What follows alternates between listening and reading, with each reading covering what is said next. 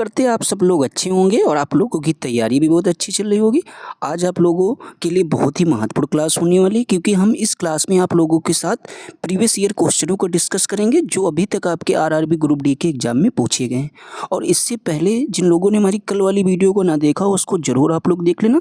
वहाँ से जरूर आपको पेपर में एक क्वेश्चन 100% देखने को मिलेगा, तो उस क्लास को आप लोग जरूर मिस ना करना, उसको जरूर देख लेना। तो चलिए आज की क्लास को देखते हैं।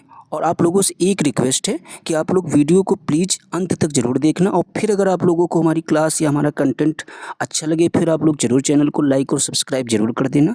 बस इतनी सी आप लोगों से रिक्वेस्ट है। तो चलिए देखते हैं और बहुत ही बेहतरीन ढंग से इन सारे क्वेश्चनों को डिस्कस करेंगे। साथ में जिस क्वेश्चन से 1-2 क्वेश्चन और बन सकते हैं उनको भी हम बताएंगे। तो सबसे पहला क्वेश्चन आपका कहता है खाली स्थान है पर पोषित पोषण की एक पद्धति नहीं है, तो कौन सी इनमें से जो है पर पोषित पोषण की एक पद्धति नहीं है?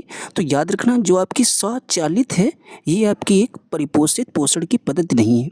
बाकी अगर आपसे पूछा जाए कौन है, अगर पूछा जाए तो याद रखना प्राणी सम, मृत पोषित, परजीवी, ये सब आपके क्या है परपोषित जो है पोषण की एक पद्धति आपकी है। ठीक है, तो यहाँ से आपके 2 क्वेश्चन आसानी से क्लियर हो जाएंगे।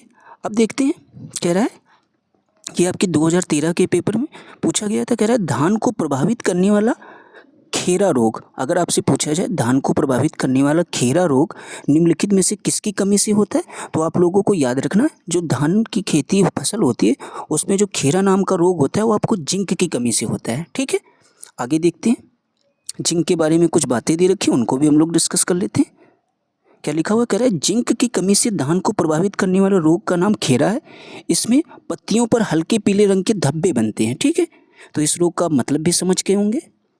फिर कह रहा है निम्नलिखित में से किसमें रक्त नहीं होता है किंतु वह सांस लेता है, ऐसा कौन सा जंतु है? तो याद रखना ये भी क्वेश्चन आपके लिए बहुत महत्वपूर्ण है। तो ये आपका हाइड्रा होता है।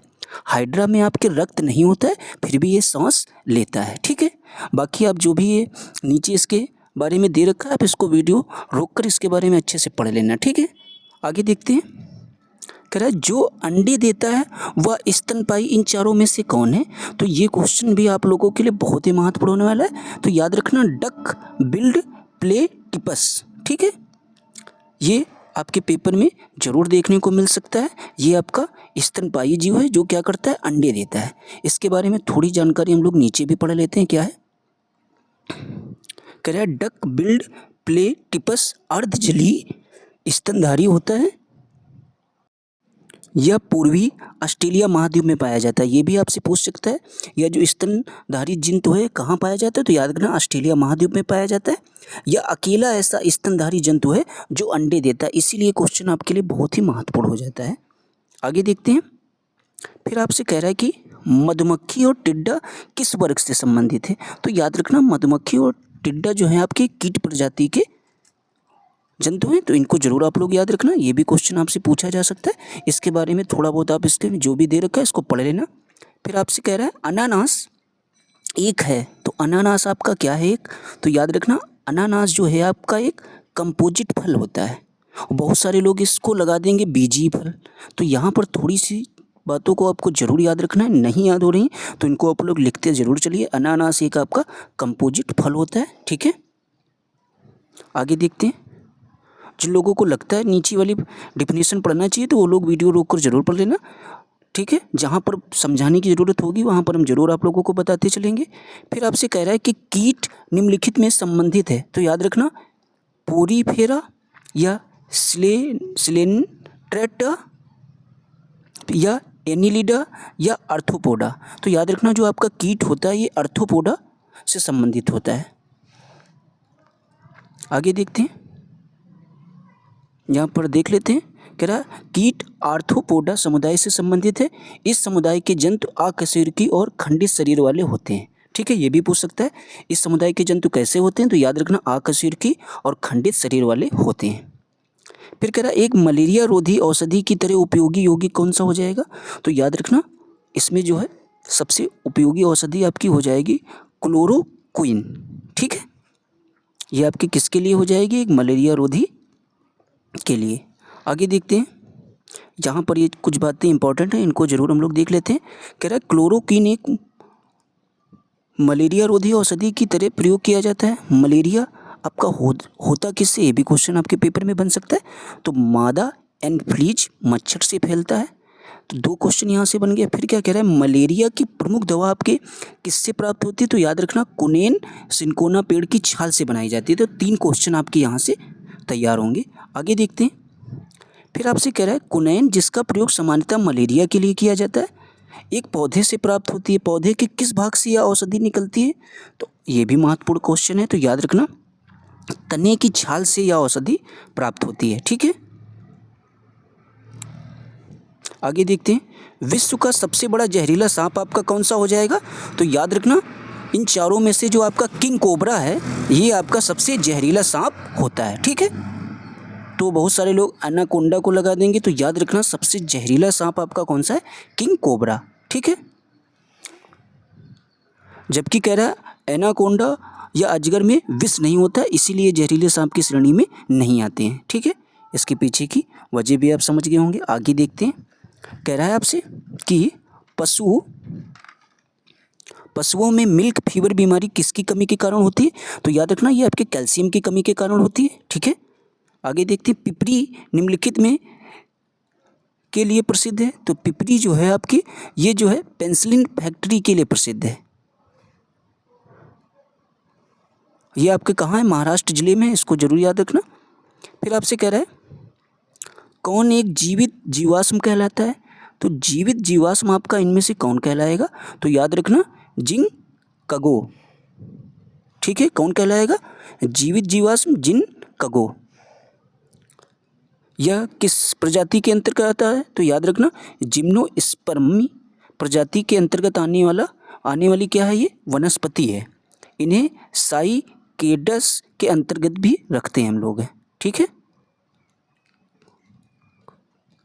फिर कह रहा है डीएनए संरचना का मॉडल किसने दिया है, तो डीएनए की जो आपकी संरचना का मॉडल है वाटसन और ग्रीक ने दिया था। ये बात आप लोग अपनी पिछली कक्षाओं में पढ़ चुके होंगे। फिर आपसे कह रहे हैं रेडियो कार्बन काल निर्धारण किससे संबंधित है, तो रेडियो कार्बन काल का निर्धारण आपका याद रखना है जीवाश्म से संबंधित होता है। ठीक है, ये भी क्वेश्चन महत्वपूर्ण है। किस स्तनधारी के पास उड़ने के लिए पंख नहीं होते, तो याद रखना आपके चमगादड़ के पास उड़ने के लिए पंख नहीं होते। फिर आपसे कह रहा है कृत्रिम औषधि का एक उदाहरण कौन सा हो जाएगा, तो एस्पाइरिन या एस्पिरिन जो है आपकी क्या है, ये आपकी कृत्रिम एक औषधि हो जाएगी। ये कैसी है, ये आपकी दर्दनाशक औषधि होती है। ठीक है, इसे एसिटोऑक्सी बेंजोइक अम्ल कहा जाता है। इससे जो है हृदय रोग में भी दिया जाता है, जो आपके हृदय से संबंधित रोग होते हैं उनमें इसे दिया जाता है। ठीक है, फिर आपसे कह रहा है होमो सेपियंस किसका वैज्ञानिक नाम था, तो ये बात आप लोग अच्छे से जानते होंगे। मनुष्य का वैज्ञानिक नाम अगर आपसे पूछा जाता है तो होमो सेपियंस था। फिर आपसे कह रहा है कि रंजक व खाद्य पदार्थ बनाने में प्रयोग किया जाता है, तो रंजक और खाद्य पदार्थ बनाने में केरामल का प्रयोग किया जाता है। ठीक है, ये भी देख लीजिए केरामेल होता है कैसे। केरामेल एक भूरा तरल पदार्थ है जिसका निर्माण शर्करा को जल या सोडियम कार्बोनेट के साथ कितनी डिग्री सेल्सियस पर 180 डिग्री सेल्सियस पर गर्म किया जाता है, जिसका प्रयोग रंजक व खाद्य पदार्थ बनाने में किया जाता है। आगे आपसे कह रहा है नेचुरल सिलेक्शन का सिद्धांत किसने दिया है, तो ये सिद्धांत आपके डार्विन ने दिया था। ठीक है, आगे देखते हैं।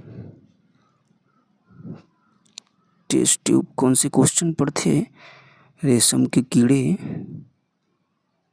हाँ यहाँ पर थे हम लोग।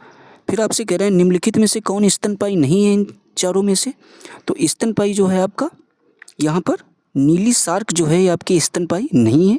ठीक है, ये एक प्रकार की आपकी क्या है, मछली है जो स्तनपायी नहीं है, बाकी आपकी ये तीनों क्या है, स्तनपायी हैं। ठीक है, तो ये भी क्वेश्चन आपके लिए बहुत ही महत्वपूर्ण है। फिर कह रहा है कि भोजन में शर्करा की जांच किसे डालकर की जाती है, तो शर्करा की जांच करने के लिए हम लोग जो है आयोडीन का इस्तेमाल करते हैं। ठीक है,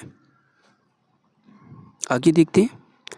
शहद का मुख्य घटक आपका क्या है, तो शहद का मुख्य घटक आपका फ्रक्टोज हो जाएगा। ठीक है, कुछ लोग ग्लूकोज को लगा देंगे, तो ये बात आपको जरूर ध्यान रखनी, 2014 के आपके एग्जाम में पूछा गया है। जो शहद का मुख्य घटक आपका फ्रक्टोज होता है, इसके अतिरिक्त इसमें ग्लूकोज शर्करा भी पाई जाती है। ठीक है, ये भी बात याद रखनी है। मुख्य स्रोत की बात करते हैं। फिर कह रहा है रेशम के कीड़े का पालन क्या कहलाता है? तो रेशम के कीड़े का पालन आपका सेरीकल्चर कहलाता है। ठीक है, क्या कहलाएगा? सेरीकल्चर। अगर यहीं पर पूछ दिया जाए मधुमक्खी के पालन को हम लोग एपीकल्चर कहते हैं। 2 क्वेश्चन हो गए। फिर आपसे पूछा जाए बागवानी को तथा पिसीकल्चर। ठीक है, बागवानी जो आपकी होती है उसको पिसीकल्चर कहते हैं, और रेशम के कीड़े के पालन को हम लोग सेरीकल्चर कहते हैं। ठीक है, और इसके अलावा मछलियों के व्यापारिक पालन को क्या कहा जाता है? PC culture. ठीक है, आगे देखते हैं।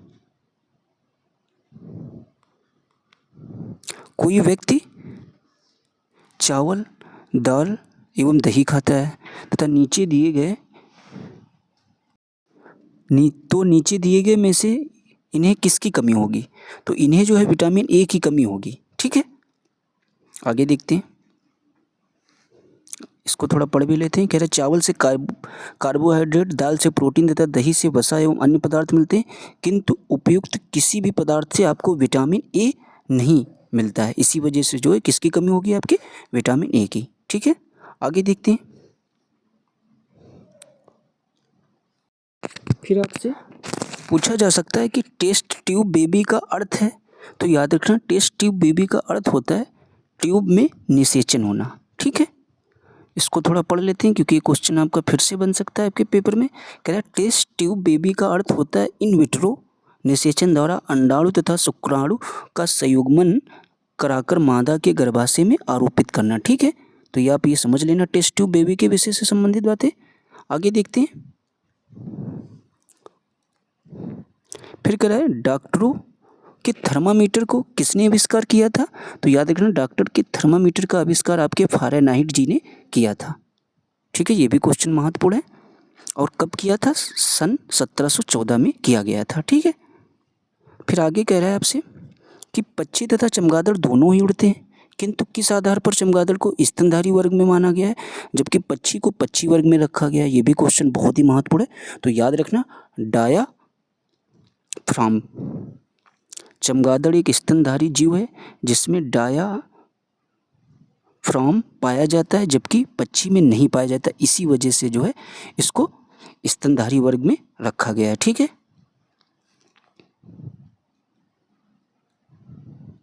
फिर आपसे कह रहा है चींटी सामाजिक कीट है। किस वजह से एक सामाजिक कीट है? याद रखना क्योंकि यह एक समुदाय में रहती है, इसीलिए। तो याद रखना इसका जो सही जवाब हो जाएगा, समुदाय तो आपका कहीं दे नहीं रखा है, तो याद रखना वह कॉलोनियों में रहती है, इसीलिए चींटी एक सामाजिक कीट है। 2014 के पेपर में आपके पूछा गया है। फिर आपसे कह रहा है जेली स्टार्च प्रोटीन, ये किसके आपके उदाहरण हो जाएंगे? तो याद रखना जेली स्टार्च प्रोटीन आपके ये उदाहरण हो जाएंगे द्रव का ठोस में विलयन, ये इसके आपके उदाहरण हो जाएंगे। ठीक है, जेली आपका अर्ध तरल है, स्टार्च आपका कार्बोहाइड्रेट है तथा प्रोटीन आपका एमिनो अम्ल के व्युत्पन्न होते हैं। तो याद रखना इसी वजह से ये द्रव का ठोस में विलयन हो जाएगा। जेली स्टार्च प्रोटीन अगर आपसे पूछा जाए किसके उदाहरण है तो ज़रूर आप लोग याद करना। आज की क्लास में हम आपके साथ इतने ही क्वेश्चन डिस्कस करेंगे। ठीक है, अगर आप लोगों को हमारी क्लास पसंद आई हो तो प्लीज़ आप लोग चैनल को लाइक शेयर सब्सक्राइब जरूर कर देना। इसी तरीके के हम प्रीवियस ईयर जितने भी अभी तक आपके पेपर में क्वेश्चन पूछे गए हैं वो सारे हम आपको रेगुलर प्रोवाइड कराते रहेंगे। Thanks for watching.